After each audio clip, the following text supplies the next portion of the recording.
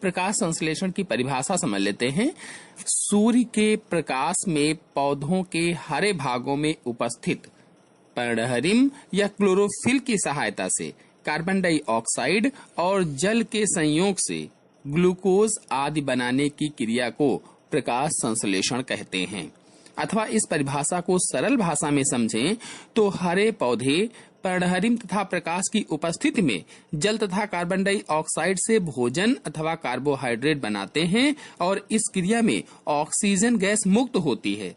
तो भोजन निर्माण की इस प्रक्रिया को ही प्रकाश संश्लेषण या फोटोसिंथेसिस कहा जाता है। मतलब ये कि पौधे H2O व CO2 जैसे सरल पदार्थों से जटिल कार्बनिक पदार्थों का संश्लेषण करते हैं जो प्रकाश तथा पर्णहरिम की उपस्थिति में होती है। इसे ही प्रकाश संश्लेषण कहा जाता है। तो अब आपको परिभाषा अच्छी तरह से समझ में आ गई होगी। चलिए अब प्रकाश संश्लेषण के रिएक्शन को देख लेते हैं। तो इसमें 6CO2 + 12 H2O अर्थात कार्बन डाइऑक्साइड और जल मिलकर सूर्य के प्रकाश की उपस्थिति में तथा क्लोरोफिल भी उपस्थित हो ग्लूकोज का निर्माण किया। C6H12O6 + 6O2 यानी ऑक्सीजन गैस निकली और 6H2O। इस प्रकार से ये प्रकाश संश्लेषण क्रिया की रिएक्शन हो जाएगी। चलिए प्रकाश संश्लेषण की क्रिया विधि को समझ लेते हैं अर्थात मैकेनिज्म ऑफ फोटोसिंथेसिस को समझ लेते हैं। प्रकाश संश्लेषण एक जटिल उष्माशोषी उपचयी क्रिया है जो 2 चरणों में संपन्न होती है। पहला प्रकाशीय अपक्रिया, दूसरा अप्रकाशीय अपक्रिया। चलिए अब इन दोनों को जल्दी से समझ लेते हैं। तो पहली है प्रकाशीय अपक्रिया। प्रकाशीय अपक्रिया का अध्ययन सर्वप्रथम हिल नामक वैज्ञानिक ने किया था, इसीलिए इसे हिल अपक्रिया के नाम से भी जाना जाता है। प्रकाशीय अपक्रिया प्रकाश की उपस्थिति में हरित लवक के ग्रेनम में होती है। प्रकाशीय अपक्रिया में प्रकाश ऊर्जा का रूपांतरण रासायनिक ऊर्जा में होता है। यह ऊर्जा एटीपी के रूप में संचित होती है। इस क्रिया को ही फोटोफॉस्फोरिलेशन कहते हैं। यह निम्न चरणों में पूरी होती है। इसके सभी चरणों को मैंने रिएक्शन के रूप में आपके सामने लिखा हुआ है। अब इन सभी रिएक्शन को समझा देता हूं। तो पहली वाली रिएक्शन को पहले समझ लेते हैं। एक एक करके सभी रिएक्शन को समझा देता हूं। पहले वाले में प्रकाश अपक्रिया में ऊर्जान्वित पर्णहरिम के कारण जल हाइड्रोजन आयन तथा हाइड्रोक्सिल आयन अर्थात H+ और OH- आयनों में टूट जाता है। इस क्रिया को ही प्रकाशिक अपघटन कहा जाता है। और दूसरी जो क्रिया है इसमें जल अपघटन से मुक्त हाइड्रोजन आयन या H+ आयन हाइड्रोजन ग्राही NADP द्वारा ग्रहण कर लिया जाता है। हाइड्रोजन ग्राही NADP H+ आयन को ग्रहण करके NADP H2 में अपचयित हो जाता है। यह एक अपचायक की तरह कार्य करता है। आपको बता दें कि ये जो NADP H2 है इसका प्रयोग अप्रकाशिक अपक्रिया में होता है। इसमें ऊर्जान्वित पर्णहरिम से मुक्त ऊर्जा इलेक्ट्रॉन प्रयुक्त किए जाते हैं, प्रयुक्त होते हैं। अब तीसरी रिएक्शन को समझ लेते हैं। जल अपघटन से बने हाइड्रोक्सिल आयन यानी OH- आयन यानी OH- आयन जो होते हैं ये परस्पर क्रिया करके जल तथा O2 बनाते हैं।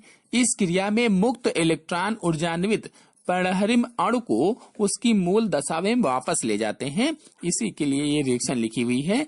प्रकाश अपक्रिया में प्रकाश ऊर्जा का रूपांतरण रासायनिक ऊर्जा में हो जाता है। अभी मैंने आपको बताया था यह ऊर्जा एटीपी के रूप में संचित होती है और एटीपी के निर्माण को ही अभी मैंने आपको बताया था कि फास्फोरिलेशन या फोटोफॉस्फोरिलेशन कहा जाता है। ऑक्सीकरण के फलस्वरूप मुक्त इलेक्ट्रॉन के स्थानांतरण के समय मुक्त ऊर्जा एटीपी में संचित होती है। इलेक्ट्रॉन स्थानांतरण चक्रीय तथा अचक्रीय प्रकार से होता है। तो इस प्रकार से टोटल अगर इस सभी रिएक्शन को जोड़ दिया जाए तो प्रकाशीय अपक्रिया का सारांश आपके सामने जो मैंने लिखा हुआ है रिएक्शन ये हो जाएगा। यानी प्रत्येक चक्रीय स्थानांतरण में 2 एटीपी तथा अचक्रीय स्थानांतरण में 1 एटीपी तथा 2 NADPH2 की प्राप्ति होती है। इस प्रकार से प्रकाशीय अपक्रिया की समाप्ति तक 18 एटीपी तथा 12 NADPH2 अणु बनते हैं। यही अप्रकाशिक अपक्रिया में काम आते हैं। अब चलते हैं दूसरी अप्रकाशीय अपक्रिया पर, या इसे केल्विन चक्र भी कहा जाता है या डार्क रिएक्शन भी कहते हैं। तो इस अपक्रिया में प्रकाश की आवश्यकता नहीं होती है। इस अपक्रिया की खोज करने वाले वैज्ञानिक ब्लैकमैन थे। उन्हीं के नाम के आधार पर इस अपक्रिया को ब्लैक मैन अपक्रिया भी कहा जाता है। यह अपक्रिया हरित लवक के स्ट्रोमा में होती है। इस अपक्रिया के अंतर्गत भी निम्नलिखित चरण होते हैं या निम्नलिखित पदों में यह अपक्रिया पूर्ण होती है।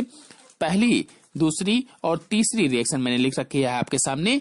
इन रिएक्शंस के अंतर्गत यह अपक्रिया पूरी होगी। तो पहले एक एक करके इन तीनों रिएक्शन को आपको समझा देते हैं, जिसमें से पहले में CO2 रंध्रों से प्रवेश करके कोशिका में उपस्थित रिबोलोज बाइफास्फेट से क्रिया करके फास्फोग्लिसरिक अम्ल के 2 अणु बनाता है। फिर दूसरी रिएक्शन में फास्फोग्लिसरिक अम्ल जो होता है यानी PGA जो होता है NADPH2 तथा ATP से क्रिया करके फास्फोग्लिसरल्डिहाइड में अवकृत हो जाता है, अर्थात PGAL में अवकृत हो जाता है। कुछ PGAL अणु कोशिका में उपस्थित फास्फेट मूलक को ग्रहण कर पुनः रिबोलोज बाइफास्फेट में बदल जाते हैं, अर्थात RUBP में बदल जाते हैं। और जो तीसरी रिएक्शन लिखी हुई इसको समझ लेते हैं। शेष PGAL जो बचते हैं अणु अनेक परिवर्तनों के फलस्वरूप पहले फ्रक्टोज डाइफास्फेट बनाते हैं, फिर शर्करा में बदल जाते हैं। इस प्रकार से ये तीनों रिएक्शन को मैंने आपको समझा दिया है। अब अप्रकाशिक क्रियाओं का जो ये तीनों रिएक्शन का सारांश होगा, ये आपके सामने रिएक्शन लिखी हुई है, इस समीकरण को पूर्ण कर लेगा ये। यदि प्रकाशिक अपक्रिया के सारांश को तथा अप्रकाशिक अपक्रिया के सारांश को आपस में जोड़ दिया जाए तो प्रकाश संश्लेषण की जो रिएक्शन मैंने शुरू में आपको बताई थी वो पूरी हो जाती है। यानी 6CO2 + 12H2O is equal to प्रकाश और पर्णहरिम की उपस्थिति में C6H12O6 + 6O2 + 6H2O बन जाएगा, यानी कार्बोहाइड्रेट या ग्लूकोज का निर्माण हो जाएगा।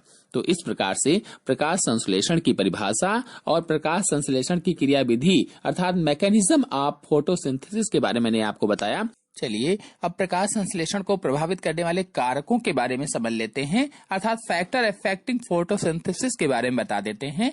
तो प्रकाश संश्लेषण क्रिया को प्रभावित करने वाले कारकों को 2 समूहों में बांटा गया है।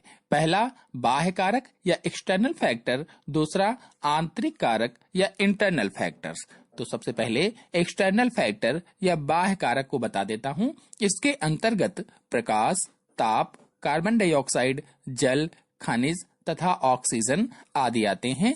चलिए अब इनको एक एक करके सभी को समझा देते हैं। तो पहला है प्रकाश। प्रकाश संश्लेषण की क्रिया के लिए प्रकाश एक महत्वपूर्ण कारक होता है। लाल और नीले रंग के प्रकाश में प्रकाश संश्लेषण की दर सबसे अधिक होती है। इंफ्रारेड प्रकाश में प्रकाश संश्लेषण की दर कम हो जाती है, जिसे रेड ड्रॉप कहा जाता है। हरे प्रकाश की किरणों में इस क्रिया की दर सबसे कम होती है। प्रकाश तीव्रता बढ़ाते रहने से एक निश्चित सीमा तक प्रकाश संश्लेषण की दर बढ़ती रहती है। अधिक समय तक तीव्र प्रकाश मिलते रहने से प्रकाश संश्लेषण की दर कम होने लगती है, जिसे या इस प्रभाव को ही सोलराइजेशन कहा जाता है।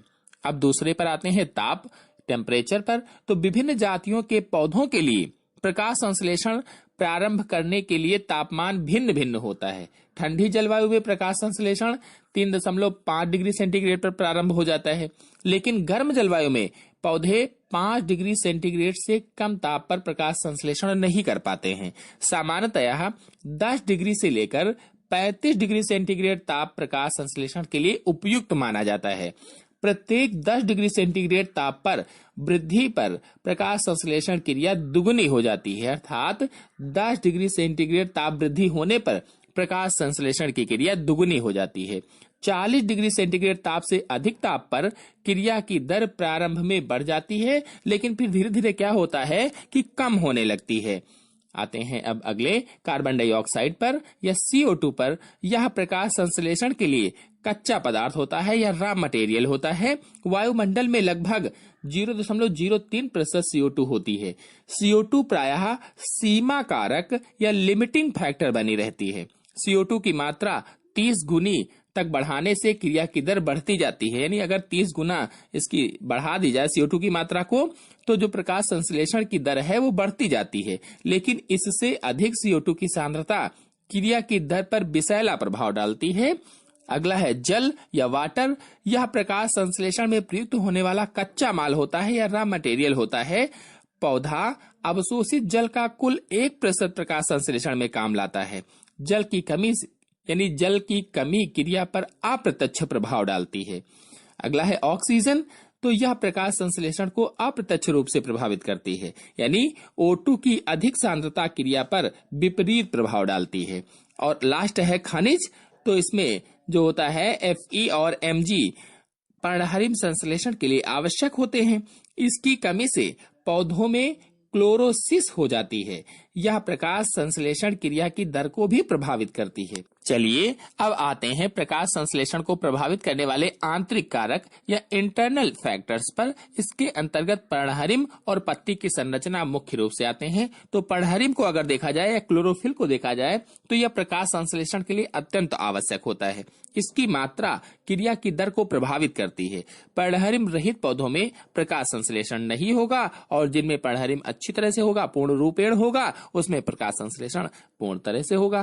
फिर है पत्ती की संरचना, तो इसके अंतर्गत निम्नलिखित प्रकाश संश्लेषण क्रिया को प्रभावित करने वाले कारक आते हैं। अर्थात पत्ती की संरचना में उपचर्म की मोटाई कितनी है, थिकनेस ऑफ क्यूटिकल यानी रंध्रों की संख्या कितनी है या नंबर ऑफ स्टोमेटा कितने हैं, उसमें बाह्य त्वचीय रोमों की उपस्थिति है कि नहीं है, कोशिकाओं में संचित खाद्य पदार्थों की मात्रा कितनी है, पर्ण मध्योतक कोशिकाओं की संरचना आदि, इन सभी पर पत्ती की संरचना में जो प्रकाश संश्लेषण होता है ये सारी चीजें इस पर निर्भर करती हैं। तो इस प्रकार से आज मैंने आपको प्रकाश संश्लेषण की परिभाषा, प्रकाश संश्लेषण की क्रिया विधि तथा प्रकाश संश्लेषण को प्रभावित करने वाले कारकों को बताया। आशा है मेरे द्वारा बताए गए सभी तथ्य आपको अच्छी तरह से समझ में आ गए होंगे। तो आज के अंक में इतना ही। अगले अंक की जानकारी के लिए मेरे चैनल को सब्सक्राइब कर लीजिए और साथ में बेल आइकन को भी प्रेस कर लीजिए ताकि अगले आने वाले वीडियो की नोटिफिकेशन भी, उसकी जानकारी भी आपको सबसे पहले प्राप्त हो जाए। धन्यवाद।